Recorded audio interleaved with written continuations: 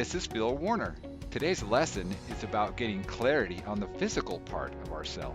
So to make myself clear, I'm not talking about our body, like our arms and our limbs.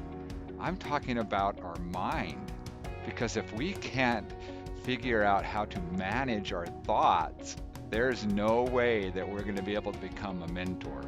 In fact, there's no way that we'll be able to do much of anything. We'll remain trapped and stuck in our old ways. In our first lesson, we talked about the gap. That's this space that we need to get through in order to become the person that we want to become. So if you want to become a teacher, you're going to have to figure out how to let this old self go and move through this gap and become a new you. So we need to get really clear on who we're trying to become. That is the physical part of us, the role that we'll play in the future. We also need to get really clear about how that physical part of us works so that we can use it to our full advantage and use the power that it brings us to reach our destination. We might be able to imagine something new, but we can't know it until we take action. And that takes getting our physical self involved. And until we do that, we can't know anything else. The thing about our physical self and why it's different than our spiritual self is that it's actually a complete polar opposite.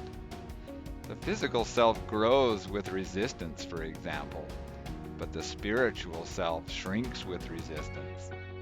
But somehow, we've got to get these two parts of us in agreement with each other. Somehow we've got to become friends. Somehow we've got to move in and become one and in sync. People who do this are able to enjoy life at its fullest. The thing about our physical self is it just doesn't know how to move forward. And so we've got to, with our higher self, it's the part that needs to move.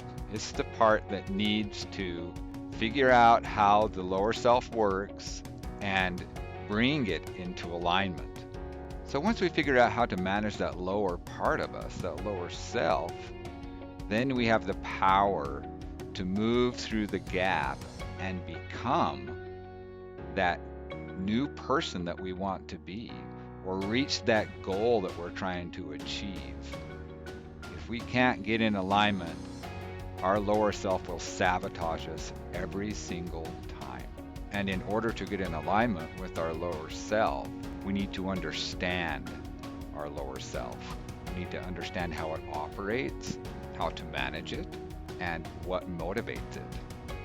In our next video, we're going to talk more about that lower part of us so that we can build clarity and are able to move to our destination.